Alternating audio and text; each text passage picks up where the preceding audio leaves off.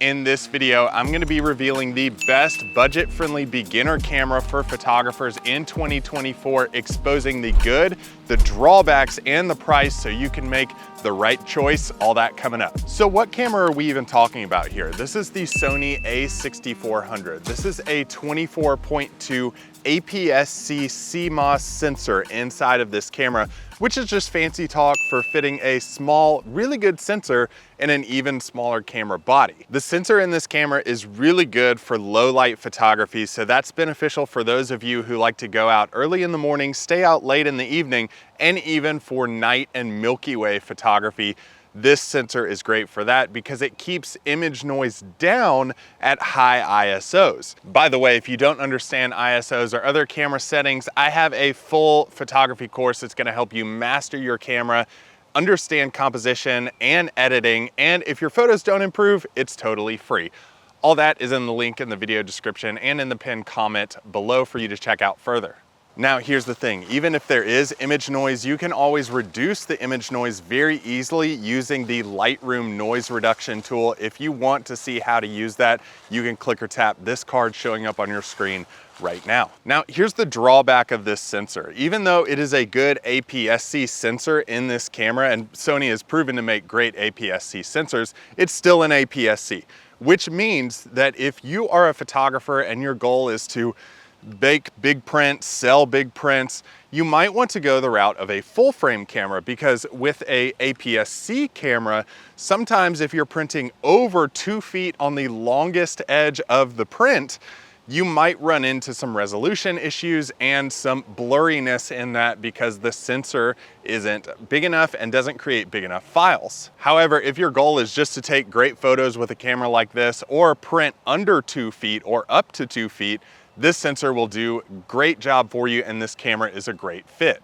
Now, I think one of the biggest reasons that this is the best fit for any beginner photography in their budget is that this camera is super versatile. It can shoot any type of landscape, it can photograph wildlife, action sports, or your crazy kids running around in the yard. Because in the beginner photography world, you want to spread your wings and see what you like to photograph best. Having a versatile camera like this one that allows you to photograph everything makes it much easier for you. And this camera can do everything from the low light capabilities we already discussed to shooting high frame rates up to 11 frames per second, which is super fast. It's gonna help you capture those crazy kids in still, perfect resolution, wildlife, and sports as well. That's why this is a great option. Now, there are lens selections that you need to make to capture those photos the right way, and we'll get to those in just a little while. If you like what you're seeing about the Sony a6400, I'm not sponsored by Sony, but I do have a link below that does help the channel out if you buy through that link and give us a little bit of a kickback to help us continue make videos like this. While I do think this is mainly a photography camera, it does shoot great video at 4K up to 30 frames per second. So if you ever want to use this for video content, instead of just getting your phone out and recording something, this camera also does a great job with video. Now, you may be thinking about autofocus and how does this actually capture all of that fast motion, especially at 11 frames per second. This sensor right here actually has 425 focus points across the entire sensor. What that allows you to do is capture movement and track movement using the continuous shooting mode and autofocus continuous mode together. It tracks that motion across the entire sensor to give you the best resolution possible in your photos. It can track eyes, it can track subjects. It does a great job with that, so you never really have to worry about getting the focus right if you're using autofocus. Now, I have had a couple issues of the focus jumping to another subject. However, that is only when there are multiple subjects in the frame at the same time. For the best wildlife or simple subject shots, it's always best to kind of just have one subject in the frame anyways. Okay, let's jump to lens selection, getting the photos right with this camera. And the biggest reason why I think this is the most versatile lens and budget-friendly lens for beginner photographers. So every interchangeable lens camera has a specific mount on the front. The Sony a6400 is an E-mount camera. Why is that important for you, and why do you even care about that? Well, the E-mount lens selection is the fastest growing lens selection on the market. So you can be sure that you have all the right lenses for all those photography scenarios that you may run into. I always recommend looking at your lens selection when you are looking at buying a new camera, and there's no better lens selection than the Sony E-mount selection. Not only do you get great lenses like this one from Sony, but you also get third-party lenses like Tamron, you have Sigma lenses, you even have super cheap lenses like Rokinon lenses that you can get to fit this camera. What does that mean for you and what's the benefit here? Well, you can have multiple lenses with this camera and upgrade your lenses in the future, but you can also save money by buying third-party lenses instead of the Sony lenses like this one that are gonna be much more expensive. If you want to look at cost savings plus how you can get the best photos, look at lens selection and which third-party lens companies are getting in on the game, and there's no better or faster growing one right now than the Sony E-mount selection.